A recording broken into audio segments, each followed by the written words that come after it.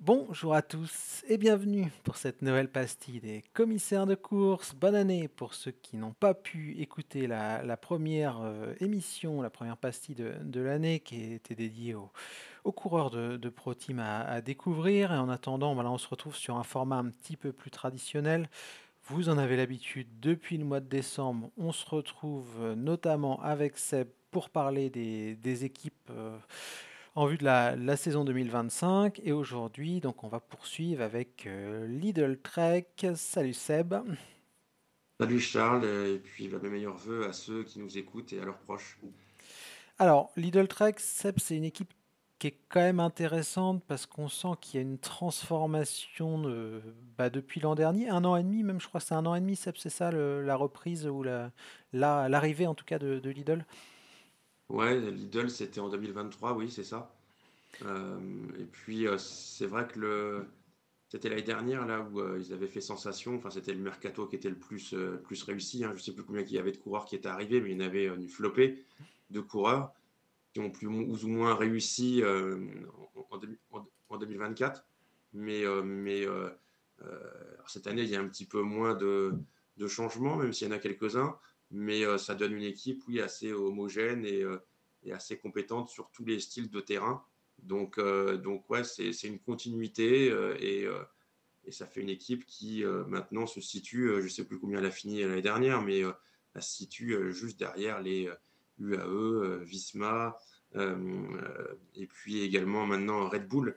Mais voilà, parce qu'elle concurrence largement maintenant Soudal Quickstep et d'autres, hein. Donc on peut dire que c'est la quatrième équipe peut-être du tableau des équipes World Tour. Donc c'est en ça quand même que c'est intéressant d'évoquer cette équipe-là. Ouais, alors justement, Seb, tu as évoqué un petit peu le mercato. C'est vrai que ça avait été assez retentissant l'année dernière. Et cette année, c'est plutôt calme. Alors, on parlera à la fin d'Albert Philipsen, parce que je pense que c'est vraiment un cas intéressant. On a voulu relancer deux coureurs, des coureurs qui sont assez irréguliers, Lennart Kamna et Soren Kragh Andersen. Oui, oui, oui. C'est sûr que je l'ai expliqué tout à l'heure, par rapport à l'année dernière, c'est moins retentissant au niveau des arrivées, mais c'est quand même intéressant. Alors bon, on a quand même des inconnus, surtout enfin, on espère évidemment le meilleur pour Kamna, qui a quand même enfin, qui partait bien, et puis qui après l'Estradé a eu un très très grave accident. Enfin, il est quand même pas passé loin de la correctionnelle, hein, pour ainsi dire. Donc on espère pour lui qu'il revienne. Et il y a eu un peu une trajectoire un peu similaire l'année dernière avec l'arrivée de Tao. On avait été le chercher pour qu'il puisse se relancer. Et malheureusement, par contre, ça n'a pas été trop payant pour lui en 2024. Alors peut-être qu'il lui fallait une année là pour pouvoir revenir, et que les efforts consentis payeront pour Tao en 2025. Mais c'est un peu la même idée, j'ai l'impression, pour Kamna que pour Tao Goggenhardt. Alors après, en espérant que pour Kamna, ça soit un peu plus prolifique et intéressant que Tao, qui a un peu traîné sa misère quand même sur 2024. Et puis, un autre coureur qui n'est pas du tout mauvais, hein, qui a fait du bon travail et qui a eu quelques résultats, qui était chez Alpecin, en effet, comme tu l'as indiqué, avec Craig Andersen, mais qui est très, très, très irrégulier. Et peut-être que pour lui, c'est peut-être une relance aussi, mais plus un travail d'équipier aussi, plutôt qu'un poste de leader, même si on observera évidemment son rôle dans l'équipe pour cette nouvelle année.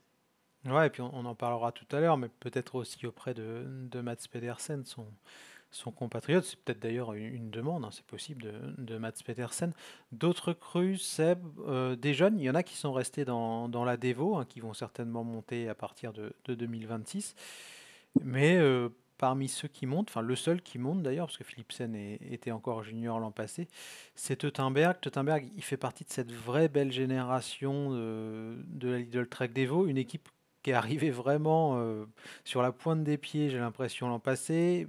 On ne savait pas trop si ça allait se monter. Ils ont annoncé leur effectif sans fracas, mais on a découvert qu'il y avait quand même des très très bons coureurs, hein. Il y a le champion du monde Espoir, et il y a aussi bah, ce Teutenberg, donc c'est le neveu de l'ancien pro, si je me Oui. trompe pas, sinon tu me corriges, qui a vraiment un très beau potentiel, Sébastien.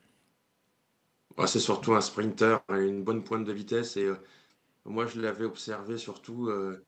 sur la course au niveau du Tour de Bretagne, où il était dans l'équipe au niveau de la Dévo, et il y avait aussi un coureur qu'on apprécie aussi, qui est Söderqvist, Mmh. qui l'avait d'ailleurs gagné le Tour de Bretagne, hein, mais il avait été en équipier de Söderqvist pour le Tour de Bretagne. Je me souviens de cette course-là que j'avais regardé un petit peu, et il avait d'ailleurs gagné la première étape du Tour de Bretagne, donc il y a une très belle pointe de vitesse, et je pense qu'on va déjà le voir faire des résultats, même si il y a quand même pas mal de sprinters, mais peut-être que sur des courses de seconde zone, on va vite le voir, et en vainqueur, parce que vraiment, il est très très rapide, et il a fait quelques résultats autour d'Alsace.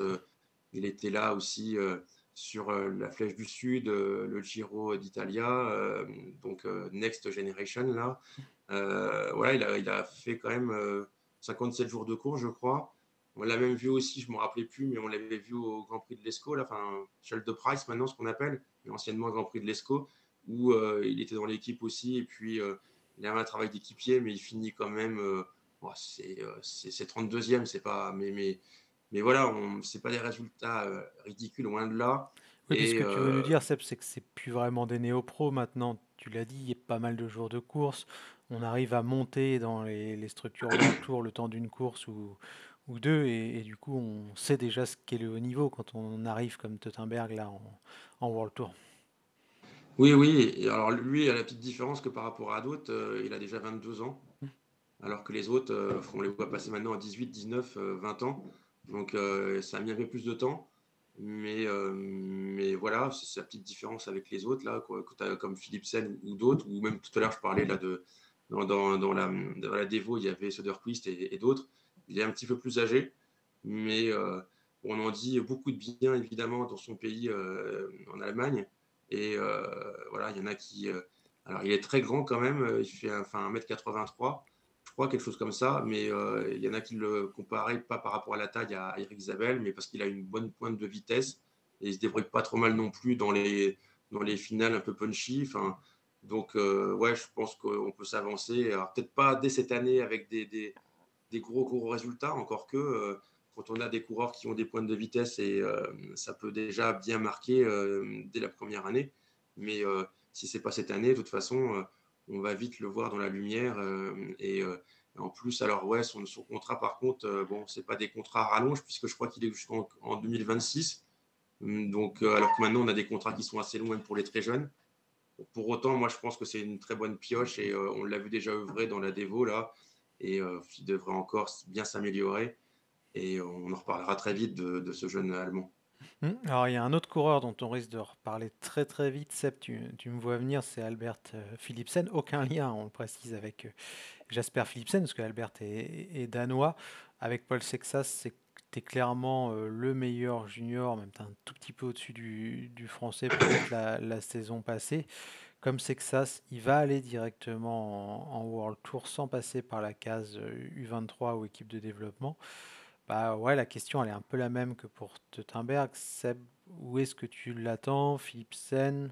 Et quel sera, à ton avis, son calendrier? Est-ce que, comme on a cru le comprendre pour Sexas, on aura quelques épreuves du World Tour? Ou est-ce que pour toi, ça sera du Tour de l'Avenir, du Baby Giro, ou des épreuves comme ça, et peut-être quelques Pro Series à droite à gauche?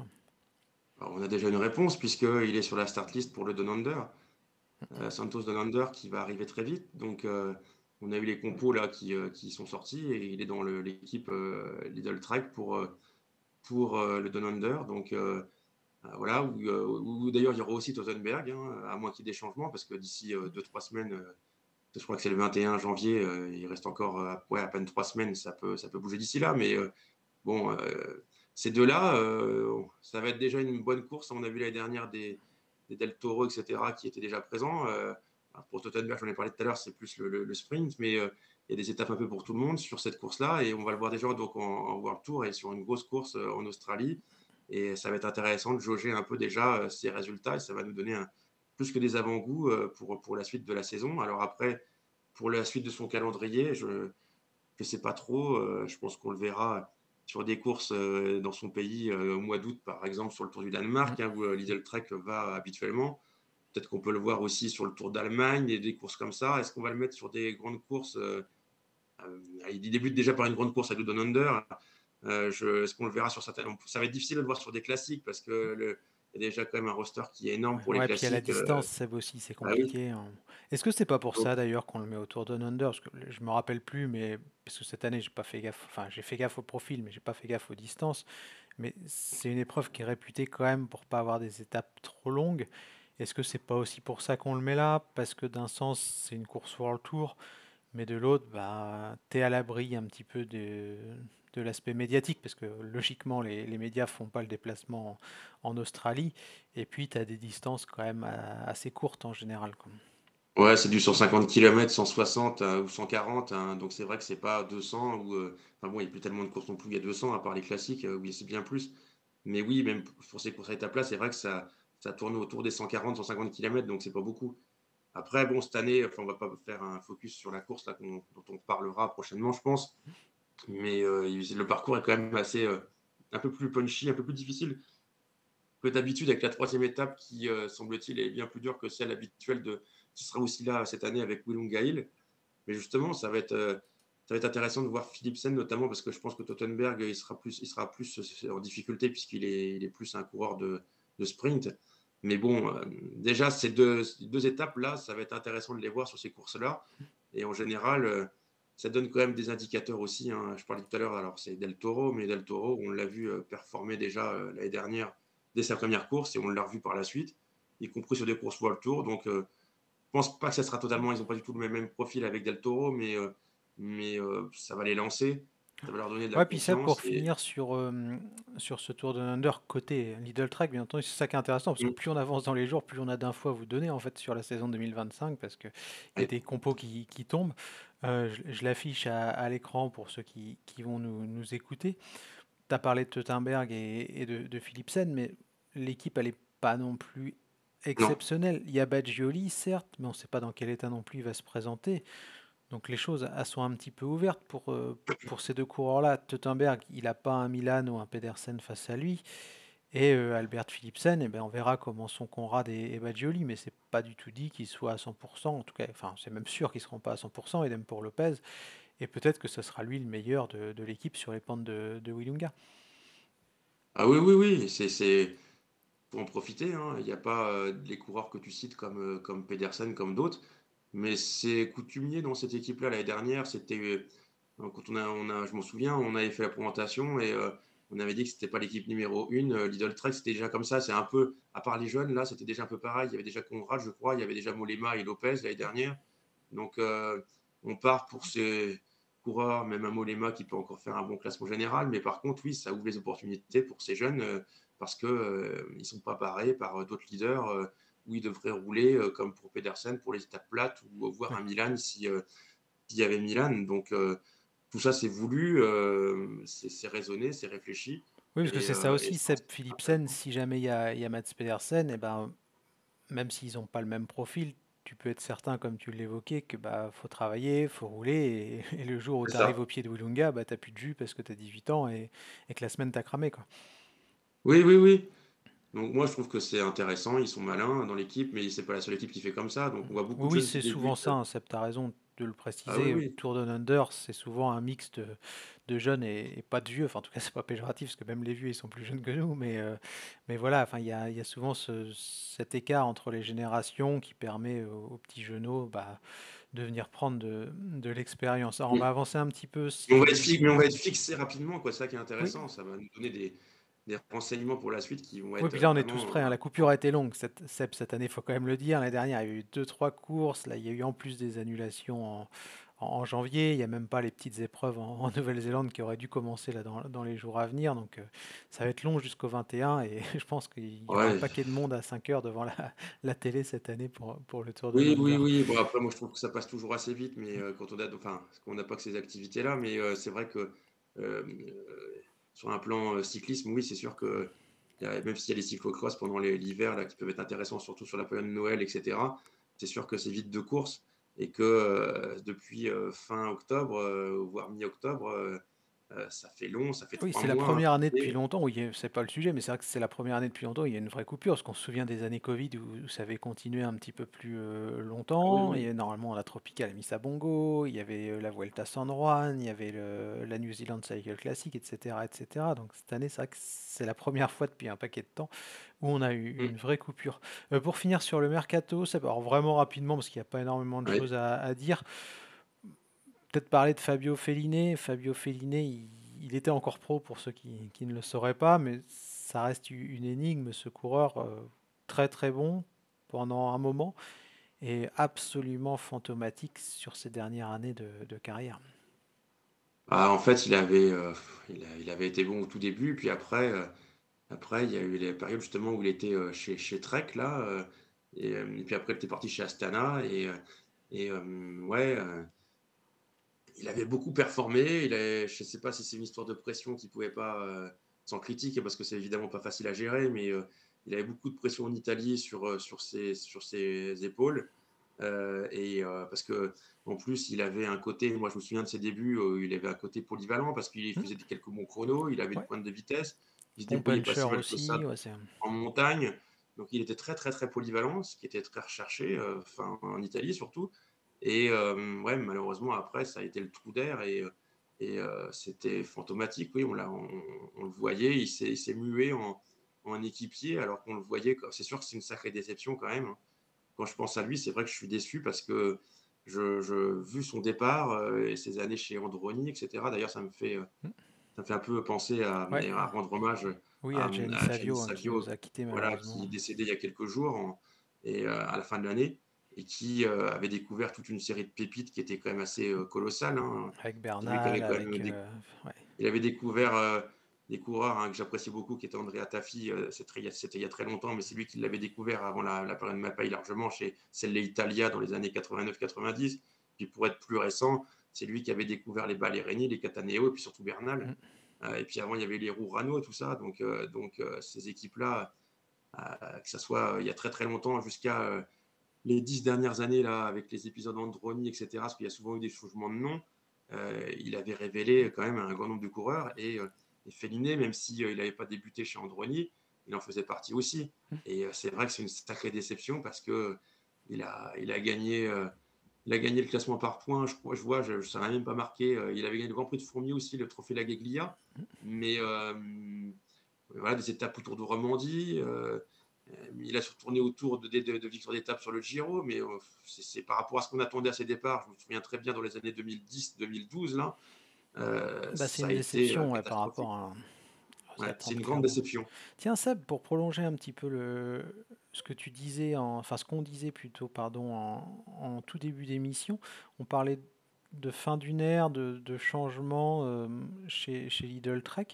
On le voit aussi sur le recrutement. Il n'y a pas un seul Italien qui arrive. On voit que Lidl, enfin, c'est une marque allemande, hein, bien entendu. Il y a deux coureurs allemands qui arrivent, mais c'est pas ça que je voulais forcément pointer, c'est le départ de deux Italiens. On sait que Segafredo était un des sponsors titres de l'équipe, il y avait forcément du coup, beaucoup de coureurs transalpins dans l'effectif, et là on s'aperçoit que bah, petit à petit on change aussi à ce niveau-là. Cataldo et Felliné sont pas remplacés par certains de leurs compatriotes, et même s'il reste encore quelques coureurs, hein, Baggioli, Ciccone, Consoni, Milan et Mosca, on sent quand même que c'est plus trop la priorité et que ça évolue aussi à ce niveau-là.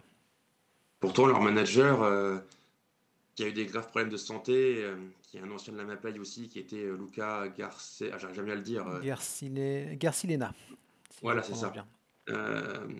C'est quand même lui que je crois qui revient à la tête là, parce voilà, il a eu des problèmes de santé assez importants. Il avait été sur le carreau et je crois qu'il revient. Et lui, c'est un Italien et on le connaît bien en Italie, comme j'expliquais là par rapport à la période de Mapei. Et après, donc, il est arrivé là et c'est vrai que ça fait, bon, il y a une petite partie italienne, mais ouais, comme tu le dis, il y a un recentrage et puis ça devient de plus en plus international quand même. Oui, oui. Ça fait partie de ces équipes là, qui sont de plus en plus, enfin, il y a toutes les nationalités Puis dans le pratiquement. bon Alors, sens du terme, Seb, autant pour Bahreïn ou pour d'autres, on a l'impression que c'est plus un contingent de mercenaires, mais là on sent que c'est cosmopolite.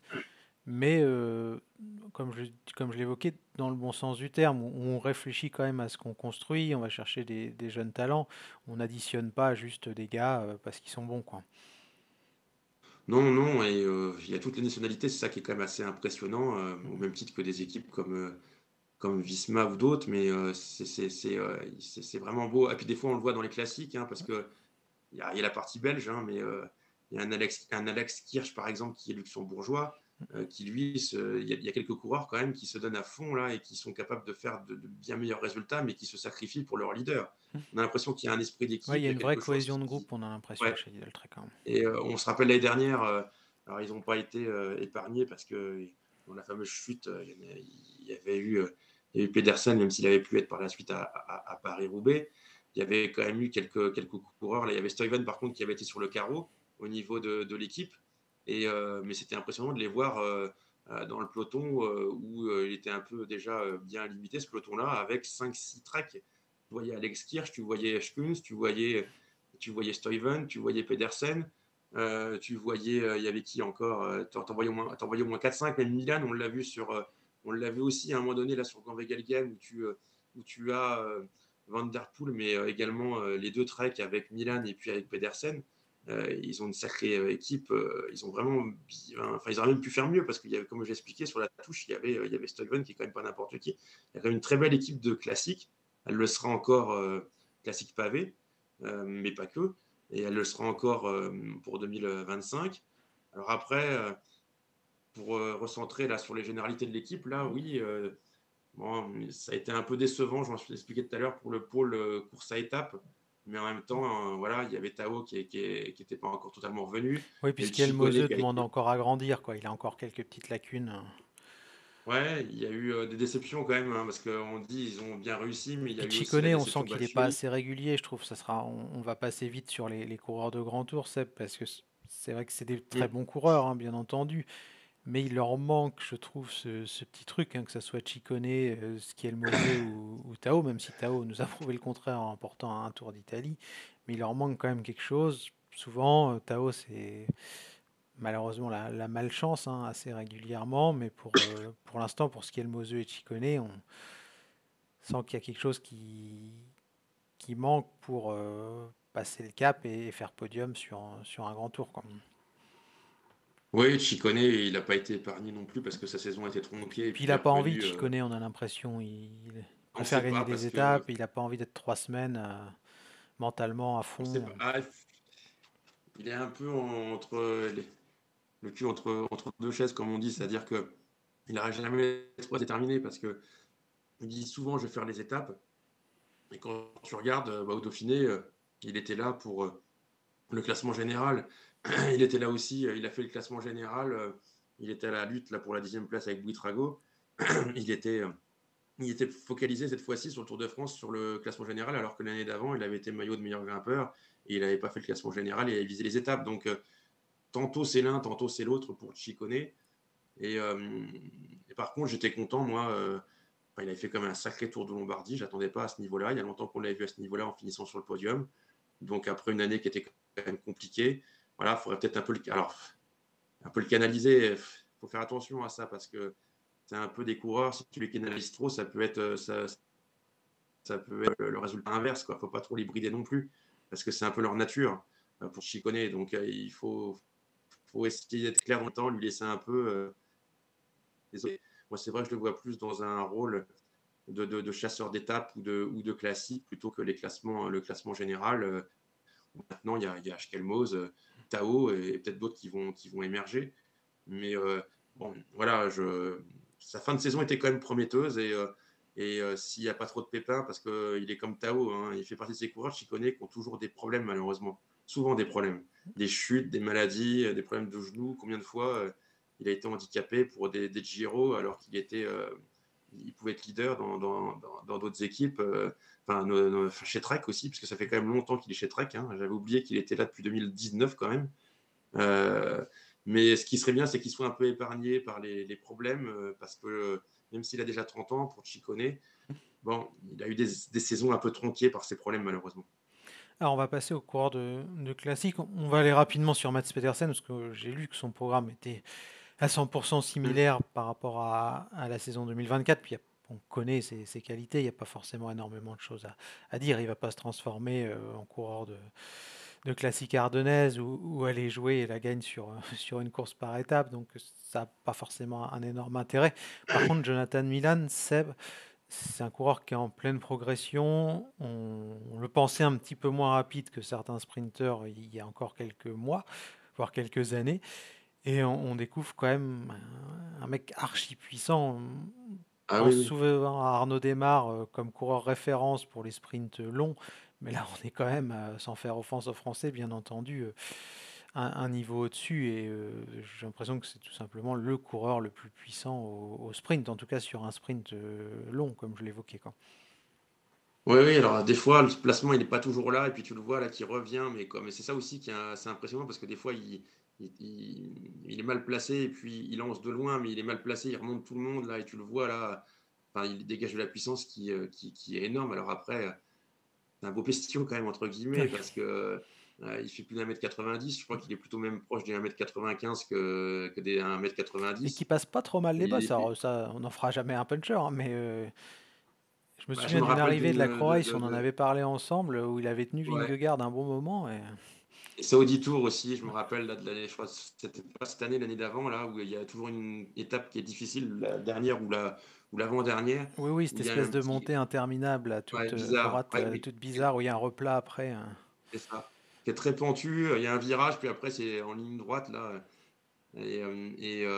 c'est toujours bizarre parce que des fois tu vois des sprinteurs qui se démènent pour pouvoir tenir alors que d'habitude c'est pas leur terrain, ils le font jamais et Mm. puis en même temps tu as des grimpeurs qui veulent essayer d'y aller mais qui prennent pas tant de temps que ça. Donc ça donne une course bizarre cette course-là, mais il m'avait impressionné cette fois-là, il avait même fini 5e du classement général, donc et puis, bah, cette année on l'a vu, un peu chien fou aussi parce qu'on parle de son sprint, mais sur les classiques, au Newsblad il avait Justement, c'est là que je attaqué. voulais t'emmener, Seb, sur les classiques, parce que bon, au sprint, je pense qu'il a prouvé sa valeur. Mais qu'est-ce qu'on peut en attendre sur les classiques? Est-ce que tu le vois capable de jouer un Tour des Flandres, ou est-ce que tu penses que dans les monts, ça sera trop dur, il sera trop handicapé par son gabarit? Et donc, il n'y a que Paris-Roubaix finalement qui pourrait lui convenir, ou est-ce que Milan-San Remo, ça peut aussi matcher comme le Tour des Flandres, voire l'Amstel Gold Race suivant le scénario de course? Ah l'Amstel, j'y crois pas trop, mais je pense que dans son esprit, il se met pas trop de barrières par contre, que ce soit Paris-Roubaix qui semble quand même plus adapté vu son poids et cetera. Peut-être que le Tour des Flandres, ça peut quand même le faire parce qu'on a déjà vu des mecs costauds qui pouvaient quand même faire des performer, Comme mais il faut Christophe, ça on se dépend un peu. souvient. Mais après bon maintenant avec les courses qu'on a, Ouais, puis le qui problème, c'est que partent de s'il y a loin, Pogacar et Van Der Poel au départ, bon, les sprinteurs ah autour des c'est Flandres, c'est... pour lui, il faut qu'il y ait une course, où il y a pas eu trop de grabuge et où il peut y avoir un groupement et puis qu'il soit présent et puis qu'il puisse tirer, la timbale quoi Ouais, parce que donc Seb, là, c'est mais plus trop le cas depuis quelques temps, mais on se souvient aussi de Tour des Flandres, où c'est des outsiders qui s'imposent parce que tu as un groupe assez conséquent à l'arrivée, enfin pas non plus 50 coureurs, hein, mais 7 ou 8, ou alors tu as un outsider qui sort dans le final. C'est pas toujours le mec le plus fort de l'année qui a gagné le Tour des Flandres, loin de là.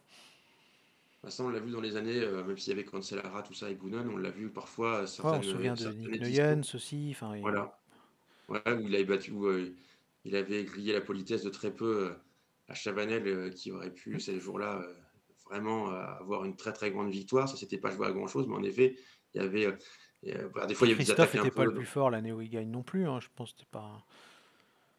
non, mais il était quand même costaud. Il était parti avec Telstra, je crois, de souvenir, il avait été costaud cette année-là quand même, Christophe, hein, mais c'est un bon exemple parce que lui, c'est un peu le même gabarit. On se souvient de Après, Bettiol qui avait volé l'année où il gagne aussi, ouais. enfin, c'était... Mais par contre, les dernières années, là, avec tout ce qu'on connaît, Bah, comme ils attaquent à 80 km de l'arrivée, bon, ça laisse plus les de place courses, au doute, où quoi. le peloton, il n'arrive pas à se regrouper puisqu'il y Mm. a ça a volé en éclats de partout. Donc Ouais, et puis les c'est ça qui sprinters, fait que c'est ça leur problème sur les classiques, c'est que maintenant ils sont beaucoup trop loin. Ça peut faire le mmh, parallèle avec Milan-San Remo. Tant que des mecs comme Pogacar voudront gagner Milan-San Remo, un Jonathan Milan, ça paraît quand même compliqué parce que là, on sent qu'encore cette année, dès la Cipressa, ça va être un rythme de malade. Et déjà, les sprinters, s'ils oui, sont oui. avec les meilleurs au pied du Poggio, ils seront bien contents, quoi. Ou alors, faut être des Pedersen ou des Matthews qui passent, très bien. Mais par contre, ça veut dire que des Milan, on va le voir plus sur des Kuurne Bruxelles-Kuurne, sur des courses comme cette année, là où il était pas mal, à Gand-Wevelgem, à travers la Flandre, peut-être Paris-Roubaix, À la où on panne, ouais, l'a les pas trop courses un peu comme ça. voilà. Donc c'est sur ces courses-là, hein, mais en même temps, bon, s'il y a pas des Pogačar, tout ça, moi, je pense qu'il pourrait faire des beaux résultats parce Mm. que, rappelle-toi que cette année, en fin d'année, là, il avait fait, alors Tour d'Allemagne, c'est pas le tour le plus Ouais, difficile, mais le il parcours avait était quand même décevant en plus l'année dernière sur le Tour d'Allemagne. mais et puis après, il était quand même alors Bemmer Cla c'est ce qu'on appelait avant là, le ça a changé de nom plein de fois, la Bemmer Classic, là, enfin Hambourg. Mm. Il finit 2e. Alors il y a le Waseberg là qui est c'est toujours le même parcours. Il y a des regroupements après donc mais c'est pas le Tour des Flandres. Mais il était quand même là, ils étaient une quarantaine, trentaine. C'est souvent comme ça que ça finit. Il peut, comme on l'expliquait tout à l'heure, il peut essayer de passer. Il peut essayer de passer ou en tout cas, limiter la casse et revenir sur ces parcours où, l'arrivée, le sommet est à 15 kilomètres de l'arrivée par exemple, 10 kilomètres.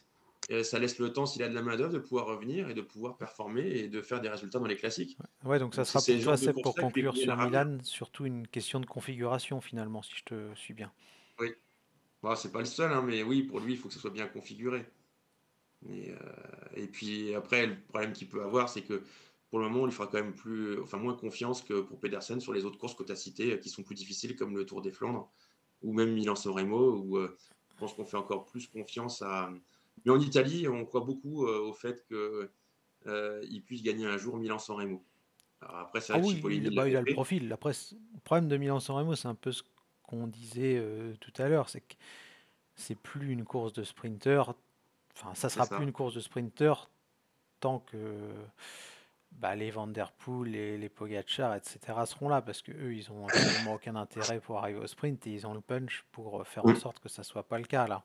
On voit que même les démarres, etc. C'est même plus possible. Enfin, je sais même pas s'ils ont encore envie de se pointer au départ, parce que tu sens que c'est peine perdue, quoi.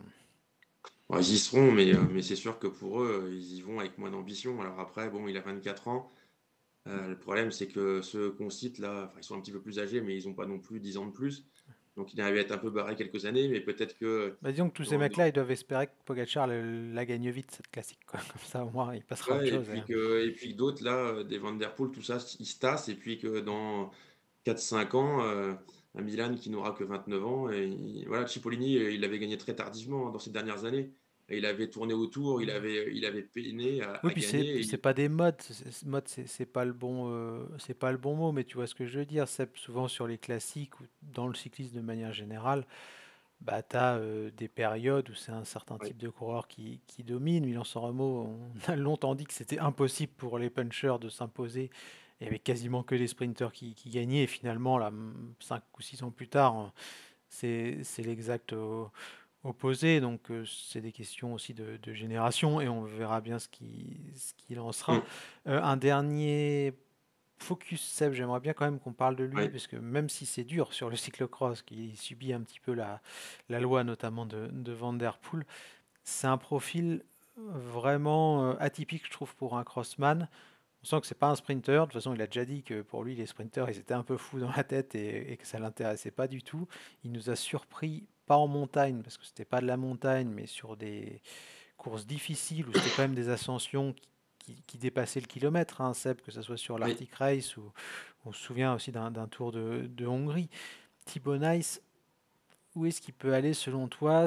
Est-ce qu'on peut le voir gagner peut-être pas dès cette année, mais un Liège-Bastogne-Liège ou je parlais de l'Amstel tout à l'heure, voir des courses par étapes un peu moins dures. Si par exemple il avait été au départ du Down Under, typiquement, vu ce qu'il a montré, c'est le genre de gars qui peut être à l'aise sur Willunga, oui, je pense. Et qui va oui, ça vite, très serait vite, si jamais on le lâche pas. Ça serait une course qui, en effet, pourrait. Le problème, c'est que enfin, pour lui, il est toujours dans les cyclocross et ça le fait commencer tard et ça le fait finir tôt la période sur route parce qu'il y a le cyclocross qui passe un peu en priorité quand même. Donc ses saisons à chaque fois, elles commencent au mois d'avril et puis elles se terminent au mois d'août. Et il fait très peu. Alors Van Der Poel, c'est un peu pareil, mais il fait 40 jours de course dans l'année, à peu près. Donc ce qu'on aimerait, c'est qu'il en fasse beaucoup plus. Mais c'est toujours pareil, il faut pouvoir tout coïncider et c'est pas forcément gagné, loin de là, entre le cyclocross et la saison sur route. Alors après, Ouais, bah, où puis je on vais va aller le sur voir, on sa le sait, fiche, hein. Seb, mais si je dis pas de bêtises, alors, si ça se trouve, j'en dis une, parce que je suis pas le gars qui suit le plus au monde le cyclocross.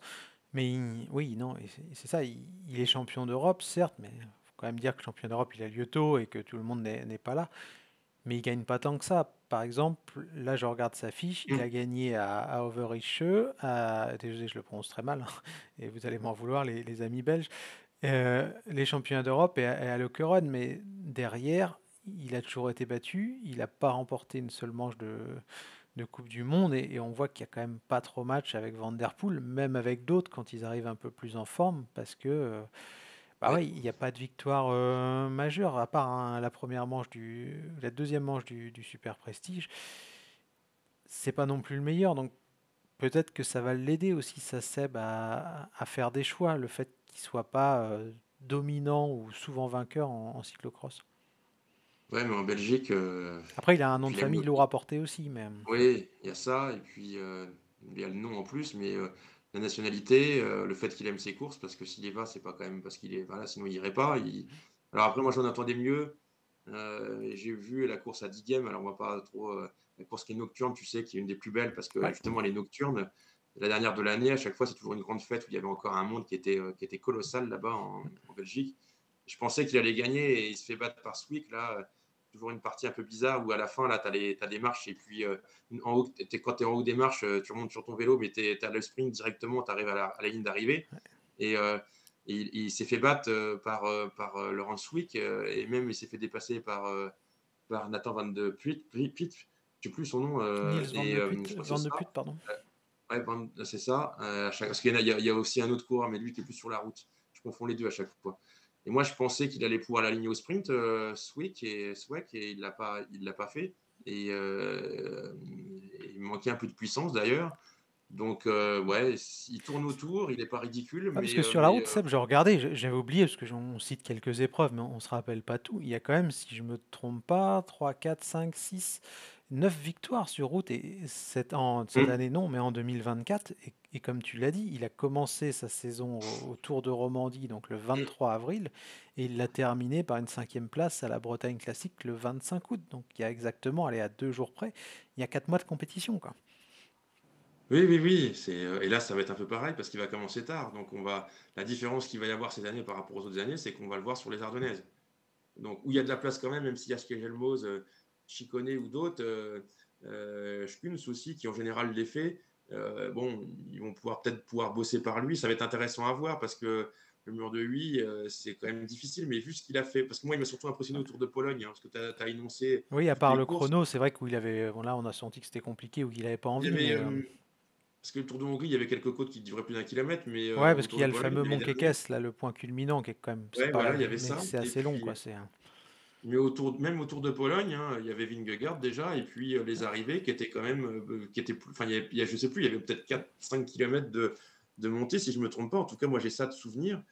Et il Mais autant on avait été sent la impressionnant progression sur la route, Seb, mais je la sens pas en cyclocross. Alors, encore une fois, je me contente que des résultats parce que j'ai pas le temps malheureusement de regarder les courses. Mais quand je regarde un ouais, petit c'est peu sa pas, fiche, tu te dis il a quand même été champion du monde moins de hum, 23 ans il y a 2 ans. L'année dernière, il gagne une manche de Coupe du Monde. Cette année, pour l'instant, le compte n'y est pas. Alors que sur la route, tu sens qu'il explose année après année, mais pas en cross, quoi. Donc, ouais, il y je aura un suis choix à d'accord. faire, je pense. Enfin, s'il veut vraiment être très bon dans un des deux domaines, je pense qu'il faudra faire des choix, parce que tu peux pas faire 4 mois de route. Enfin, si c'est pour En ne tout, pas gagner en cyclocross, quoi. C'est pas. oui, oui, oui, oui. Ou Non, alors faut non, lâcher ça la sera. route, hein, mais enfin, c'est.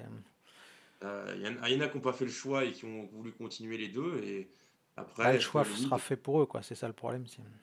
ouais, à un moment donné, je pense que tu as raison et qu'il faudra qu'il fasse un choix en effet. Et en tout cas, ça serait intéressant. Moi, je suis toujours très triste de voir un coureur, Ce qui peut être même quand champion il du est monde jeune sur comme route, lui, clairement. Enfin, vu son. de faire uniquement 4 mois de compétition sur la route. Il peut gagner C'est Milan-San Remo, il peut gagner l'Amstel, il peut gagner Liège. Enfin, Ah il y ben a moi, quand je même pense, une oui, en palette. effet. Parce que qu'est-ce qu'il était quand même impressionnant sur toutes ces courses. Là, je parlais en Hongrie, mais aussi au niveau du Tour Ah, de puis Pologne. 9 victoires en Euh, 4 mois, c'est énorme, Seb. ouais. Et puis, Et en World et Tour, qu'est-ce enfin, pour la plupart. Et qu'est-ce qui l'a impressionné? Parce qu'il, comme Hmm. on dit, il fumait la pipe, quoi. C'est-à-dire que quand tu le voyais là, en très peu de temps, il avait une pointe de vitesse qui était énorme, quoi. Et personne ne pouvait le suivre et à y arriver à son niveau. Tu avais l'impression qu'il y avait plus de 5 vélos d'écart. Donc, alors, faut voir la concurrence non plus qui n'était pas énorme, même s'il y avait Vingegaard et d'autres, mais qui ne sont pas les meilleurs punchers, bien évidemment. mais quelle aisance il avait, c'est surtout plus que les victoires, c'est la façon dont il maîtrisait et il dominait les autres, moi, qui m'a impressionné. Et puis, tu dis, il n'aime pas les sprints, non, mais au final, il n'empêche qu'il finit quand même quatrième du championnat de Belgique où il y avait quand même De Ligt, Philipsen et Meus. Il finit donc quatrième, donc il n'est pas ridicule sur le plat. Et puis sur les parcours, oui, difficiles, on l'a vu aussi à la Bretagne Classique, hein, où il est battu par De Ligt encore, mais il arrive à être présent. Et voilà, donc après, bon, est-ce qu'il va déjà gagner la Flèche Wallonne cette année? Moi, je trouve que l'Amstel, je le vois plus adapté. Mm. Mais puis il y aura du monde à la Flèche cette année, hein. Mais ça va être intéressant à voir, ça, la confrontation Pogacar, et avec également donc Nice, ça va être beau à voir, hein. Ça va être intéressant déjà. Après, bon, il tient aussi la distance parce que Bretagne Classique, c'est des courses qui font de plus de 250 km. Donc, sur un Liège-Bastogne-Liège, ça va être intéressant à voir. On va avoir des personnages de certains coureurs qu'on n'a pas vus sur certaines courses, sur des types de terrains qu'on n'a pas encore vus sur des Ouais. grandes courses là. Donc, ça va être Puis intéressant il et va je être pense intéressant à notamment. suivre, parce que je regardais Seb pendant que tu parlais, et Ouais. en 2023, il a arrêté sa saison sur route fin septembre, alors que là, elle a stoppé en août, donc il y aura peut-être une plus grande fraîcheur au moment d'aborder la Ça joue pas saison. à grand chose, hein, parce qu'il avait arrêté, il avait fait une course de plus au lieu de s'arrêter à Ouais, la et puis Bretagne je crois Classique. qu'il y Il avait avait deux fait le courses, mais stage. après c'est peut-être en termes d'entraînement, de préparation aussi, où ça joue, si tu... parce que forcément les cyclocross c'est 1 heure, donc ça c'est un effort qui a pas de lien avec la route, qui est plus une discipline d'endurance. Donc on verra ce qu'il en est, on verra où est-ce qu'il s'arrête aussi cette année, quel sera son En tout cas, on lui programme. fait confiance dans l'équipe. Parce que dans l'équipe, là, à chaque fois, il y a eu du boulot monumental qui a été abattu là, pour pouvoir les étapes où il gagne. Il y avait un gros boulot de l'équipe avant. Donc, on lui fait confiance. Et si on le met sur ces courses-là, c'est qu'on lui fait confiance aussi, et peut-être même davantage qu'un Schelmoz qui est un peu déçu cette année, même si Puis cette la année. dernière interrogation, Seb, aussi par rapport à la saison de Thibaut Nice, puis on va s'arrêter là-dessus, parce que je crois que ça fait déjà 40 minutes environ. Ça Mm. sera peut-être le prochain automne, parce qu'on sait que ça soit... Bon, Pidcock a carrément fait l'impasse, mais que normalement, que ça soit Pidcock, Van Der Poel ou Van Aert, donc les meilleurs coureurs qui jouent sur les deux tableaux, ils ne reprennent plus du tout lors des débuts de cyclocross. Et là, on voit Ouais. que Thibaut Nice, son premier cross, finalement, c'est le 12 octobre. Et est-ce que c'est pas là que ça va jouer aussi, dans le sens où l'an prochain, peut-être que ça sera fin novembre ou début décembre, sa reprise, et qu'on zappera peut-être un gros mois, un mois et demi de compétition en cross, pour aller plus loin sur route, peut-être pousser jusqu'aux mondiaux. C'est peut-être ça aussi la clé, de mieux organiser le programme, parce que là, il fait quand même partie de ces mecs qui reprennent très très tôt, quoi. Oui, oui, Le 12 il faudra qu'il octobre, fasse comme c'est la saison sur route est pas terminée, quoi. Non, non, non, c'est pour ça qu'il a arrêté si tôt. Plus après l'entraînement, la charge, tout ça avant. C'est pour ça. Parce qu'il termine fin août pour un début après. Donc il y a un mois tranquille. Enfin, tranquille, non, parce qu'il y a bien eu de l'entraînement et tout. Pour après faire les premiers crosses en octobre, ce qui est très tôt, hein. En effet, on oublie souvent que ça commence dès le début du mois d'octobre. Oui, et encore, Moi, ça je a pense en changé. Moi, je me effet. souviens quand j'habitais aux États-Unis, de Van Der Poel qui était présent au manche de Coupe du Monde dès septembre, quoi. Il faudrait qu'il fasse comme Van Der Poel ou Van Aert, c'est-à-dire qu'il commence, ou même Pidcock, comme tu as indiqué, qui commence en général. Maintenant, c'est même plus début décembre, hein, c'est mi-décembre, voire juste avant Noël. Voilà, parce que là, il y a beaucoup de cross pendant la période entre Noël et puis il y a 2 semaines là pendant les vacances où il y a pratiquement un cross tous les 2 jours. Donc, et puis après, se focaliser sur les dernières courses au mois de janvier pour faire les mondiaux. Et puis voilà, alors après, pour autant, quand Van Der Poel fait Ouais, parce ça, que Van Der Poel a commencé le 22 décembre, donc c'est vrai que c'est... voilà. Mais oui, mais pour autant, ce que je voulais dire, c'est que c'est pas ça qui fait que tu vas le voir après débuter fin janvier ou Oui. début février, ou voire même fin février, hein. Van Der Poel, alors, il avait déjà été sur l'UAE Tour, mais c'est exceptionnel. La plupart du temps, c'est l'Estradé, voire beaucoup plus tard, qui Parce qu'il a commence. repris à Donc Milan-San Remo cette année, Van Der Poel. voilà. Donc ça veut dire que de toute façon, il commencera jamais plus tôt. Alors, qu'il commence plutôt début Oui, tu peux mars pas le voir que autour de plus tard. Under, quoi. C'est pas une Non, on possibilité. le verra. Non, c'est pas possible. On le verra pas. Par contre, qu'il puisse terminer Pousser plus plus loin, tard, peut-être, ouais, et recommencer début ça, décembre, effectivement. c'est ça. Et À après, voir. bon, dans quel état il va arriver? Parce que Oui. Le cross, on dit que ça prépare bien, mais en même temps, tu laisses tellement de jus que, Bah, après, ça faut faire une dépend peut-être coupure. aussi du nombre d'épreuves. Celui qui en ferait 4 ou 5, bon, peut-être que Ah mais finalement, sauf que lui, il ça en fait change pas beaucoup. grand. Oui. Lui, il en a fait combien? Bah, Il lui, en a il en a fait fait pas un loin petit paquet, hein. plus d'une quinzaine, pas loin de Ouais. 20. Donc, ouais, ça fait c'est beaucoup trop. C'est C'est beaucoup trop et va falloir faire des choix pour plus tard. Bon après, Bah, surtout dans cette période de fête de Noël, puis on va vraiment finir là-dessus parce que je vois que ça passe. Seb, on court quasiment tous les 2 jours pour ceux qui font tous les oui, c'est crosses ça. là. Et aujourd'hui, on court à Coxside. Il y a Mmh. 2 jours, c'était non, il y a 4 jours, c'était Bâle. Il y a 2 jours, c'était je sais plus quoi. Enfin, en gros, C'était Sven Nys, c'était par rapport à son ouais. père. Donc tous les 2 jours, Heu, on court quoi entre Noël et enfin les 15 jours des vacances de Noël, il y a tous les c'est 2 jours, pratiquement tous les 2 jours ou 3 jours c'est maximum. plus la même chose que de courir une fois par semaine quoi. Non et puis bon, enfin, c'est vachement crevant et intense, hein. Si ça dépasse pas 1 heure, j'en ai déjà parlé, c'est pas pour rien. C'est que déjà tu as Et les encore parties à heureusement, pied on parce court que au même endroit quoi. Si tu es belge, tu pas trop de transport, tu pas en ouais, ouais, mais c'est vachement crevant, hein, parce que tu passes enfin, je veux pas dire que c'est facile sur la route, loin de là, bien évidemment, mais, l'intensité, du cross, les parties à à pied, hem, tu tout le temps en prise, quoi. T'as pas beaucoup tu as des moments où tu te relances, où tu as des descentes, où tu peux essayer de mais c'est tellement intense que ça peut pas dépasser plus d'une heure, donc tu laisses un jus qui est énorme et puis des fois même, bah, tu peux aussi y avoir des chutes, Mmh. qui sont jamais anodines, comme on a d'ailleurs vu, Oui, avec Van avec Der Van Poel, Der Poel. Donc c'est ça aussi le risque, du cross, hein, et que certains, évidemment, enfin loin enfin il y a un grand nombre ne le fait pas parce que, mais par contre, bon c'est quand même une sacrée ferveur aussi, hein. C'est ce que j'expliquais tout à l'heure. C'est quand même beau, à voir sur certaines courses le monde que ça peut engendrer, un 30 décembre au soir, oui, le monde qu'il peut y avoir. ça c'est clair. Et bien sur ces belles paroles, on va pouvoir clôturer. Il nous reste à vous remercier de nous avoir suivis pour ce long preview, mais c'est vrai que c'était intéressant, il y avait vraiment beaucoup de choses à dire en ce qui concerne la formation Lidl Trek. Et puis on se retrouve très vite pardon, pour de nouvelles pastilles. Ciao! À bientôt, au revoir.